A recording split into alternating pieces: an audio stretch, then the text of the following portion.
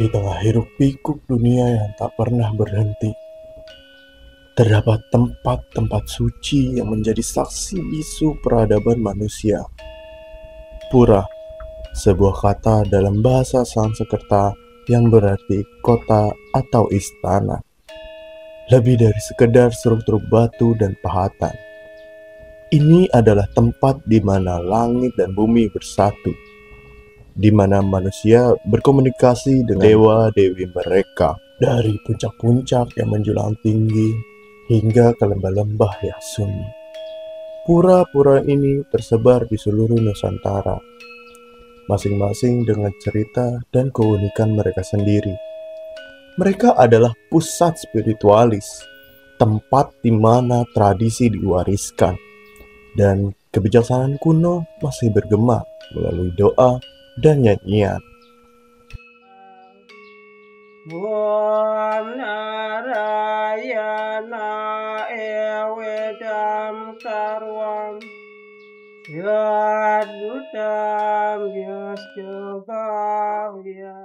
Pura Agung Jati Pramana, sebuah pura yang terletak di Cirebon. Pura ini merupakan salah satu tempat ibadah penting bagi umat Hindu. Pura ini memiliki kekayaan budaya yang menyoroti warisan adat istiadat dan praktik keagamaan budaya yang dipelihara di Pura Agung Jati Pramana. Pura Agung Jati Pramana sebagai lokasi utama yang menjadi salah satu simbol dari keberagaman budaya dan spiritualis di Cirebon, menunjukkan konteks geografis dan budaya yang mencerminkan berkembangnya budaya Hindu di Cirebon. Pentingnya melestarikan serta memahami warisan budaya yang dimiliki oleh Pura Agung Jati Pramana Cirebon. Menurut cerita, pura ini didirikan oleh seorang pendeta atau raja yang memiliki pengaruh besar pada masa itu. Pura ini dibangun berdasarkan prasasti dan legenda yang menceritakan tentang asal-usulnya. Pembangunan pura ini terinspirasi oleh wahyu spiritual atau mimpi yang dialami oleh pendiri yang mengarahkan mereka untuk membangun tempat suci di lokasi ini.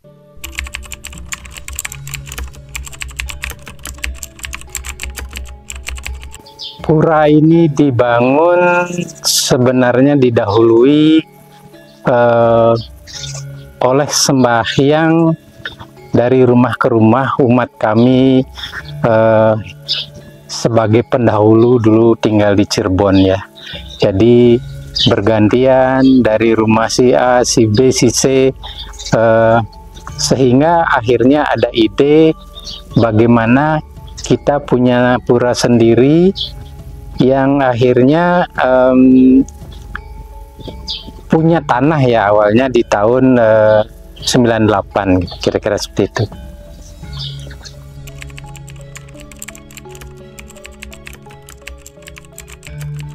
Kalau bicara budaya Hindu mungkin sangat terkait dengan alur sejarah Prabu Siliwangi yang memang menguasai terdahulu di Jawa Barat, yang mana dari sejarah kita ketahui bahwa Siliwangi itu adalah kerajaan Hindu.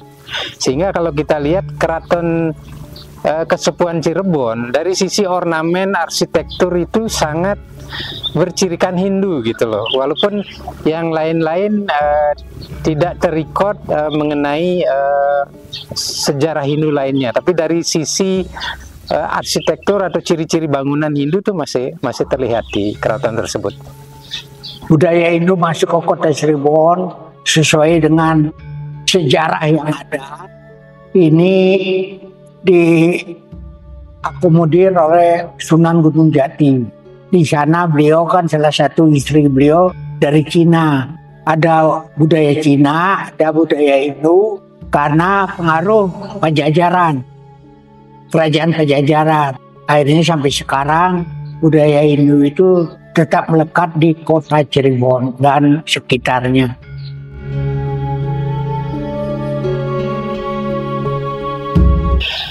Pura ini diresmikan atau kalau di Hindu istilahnya Ngenteglinggih ya. Ngenteglinggih itu dilakukan tahun 1995 Dan IMB sudah mendahului setahun sebelumnya, yaitu di tahun 1994.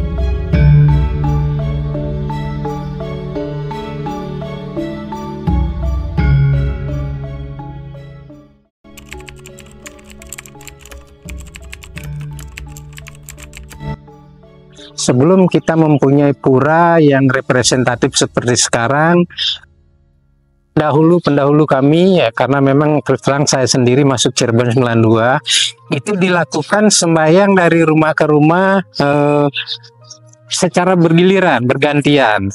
Saya pun di tahun 92 masuk Cirebon masih ikut mengalami sembahyang dari rumah warga ke rumah warga lainnya, seperti itu.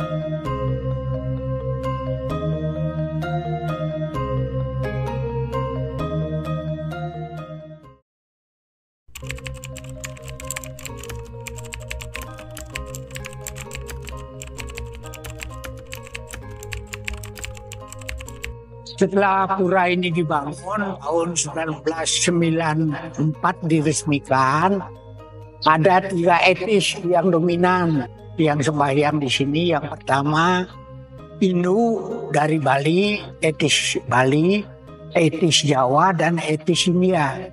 Itu yang dapat kami sampaikan. Berkembang terus.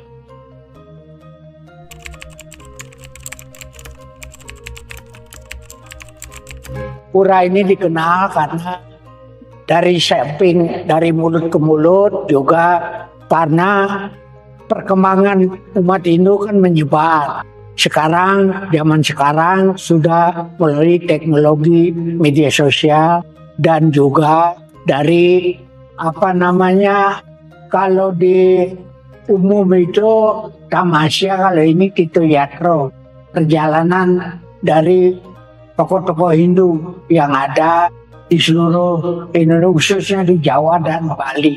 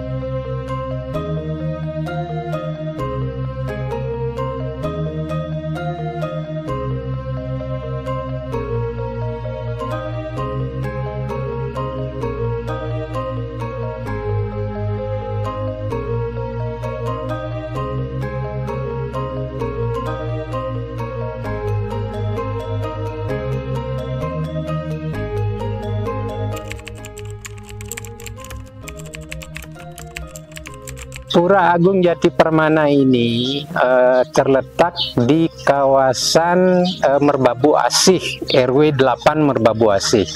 Sampai saat ini kita diterima dengan, atau kami diterima dengan baik oleh warga sekitar. Bahkan pura ini menjadi asetnya RW 08, yang mana RW 08 yang merupakan RW percontohan, sering mendapat kunjungan dari daerah-daerah lain karena banyaknya kegiatan positif di RW ini.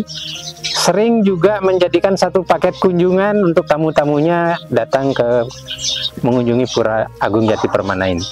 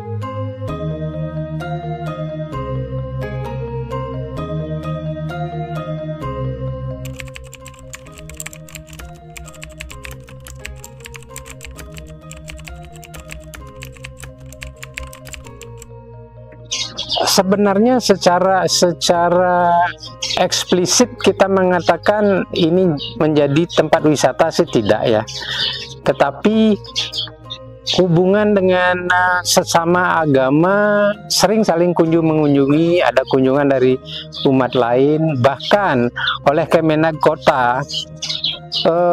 Pura Agung Jati Permana ini khususnya di aula tadi sering dipinjam, dijadikan tempat untuk melakukan kegiatan-kegiatan Kemenag, seperti kemarin launching kampung moderasi dilakukan di Pura Agung Jati Permana ini.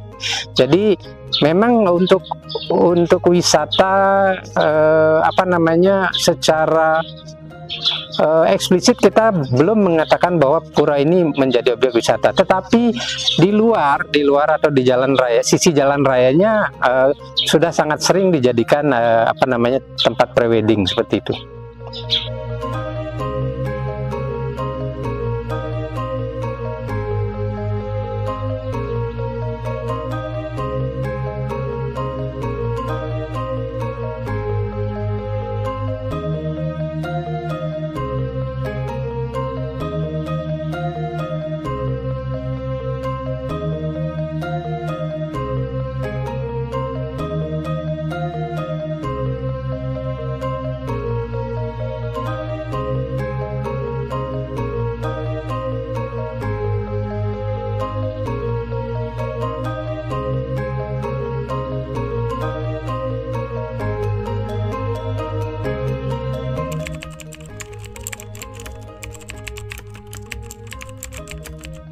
Ya, untuk persiapan hari-hari besar, hari-hari suci ya, kita sebutnya hari-hari suci, umumnya yang paling sibuk adalah para ibu-ibu ya, menyiapkan sarana bebantenan istilahnya ya, dari janur dan sebagainya.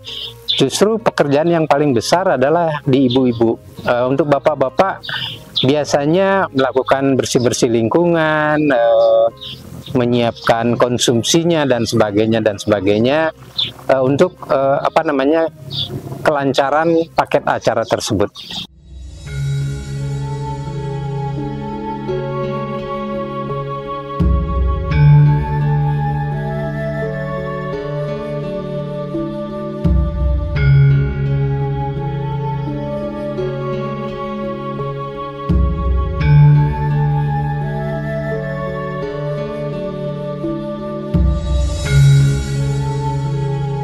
Pengorbanan umat Hindu terdahulu sangatlah besar, sehingga para umat Hindu yang melakukan ibadah dari rumah ke rumah kini bisa beribadah dengan nyaman di Pura Agung Jati Pramana.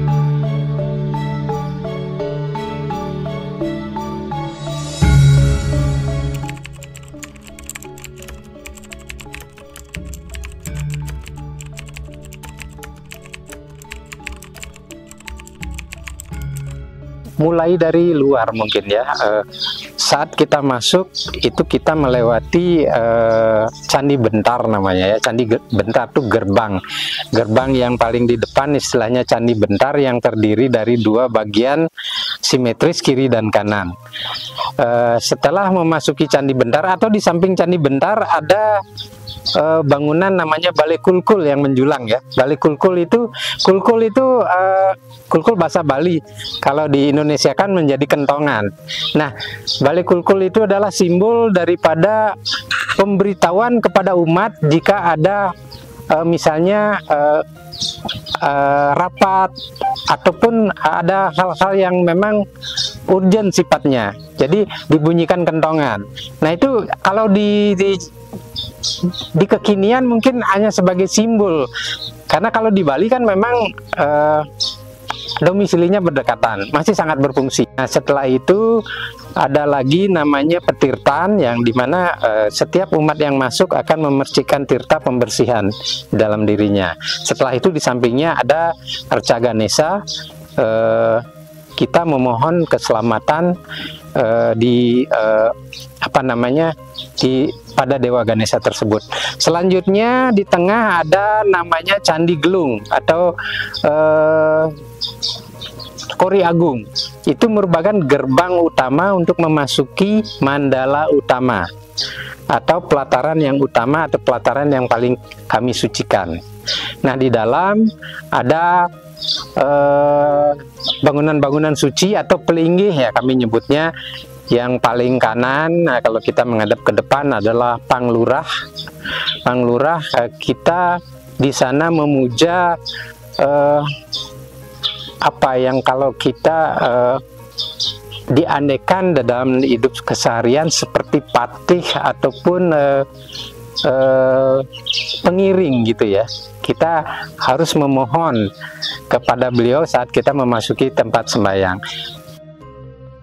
Selanjutnya yang tempat utama persembahyangan adalah Padmasana. Padmasana ini merupakan stananya Ida Sangyang Widi dengan segala perbawanya. Kekuatan apa yang kita sembah pada saat kita bersembahyang. Nah, itulah fokus pikiran kita pada Padmasana tersebut. Selanjutnya yang paling kiri ada bangunan namanya candi ataupun gedong. Nah, di sana yang kita stanakan atau yang kita sembah di sana adalah para leluhur. Baik para leluhur yang memang leluhur orang-orang Hindu yang sudah mendahului kita yang ada di Jawa Barat, maupun kita juga bisa memuja leluhur kita yang di Bali atau leluhur pendahulu kita yang memang merupakan garis keturunan sebelumnya dari kita masing-masing yang ada di Bali. Seperti itu. Itu bangunan utama. Selanjutnya yang paling tengah ada namanya tempat Pinandita atau pemimpin persembahyangan duduk di sana pada saat ada persembahyangan bersama seperti itu. Dan juga ada beberapa bangunan yang kita sebut sebagai pendopo ya, baik di sebelah kiri maupun sebelah kanan. Ini biasanya kita gunakan saat di pelataran misalnya terlalu panas, kita bisa bersembahyang di pendopo di sini, ataupun saat hujan seperti itu.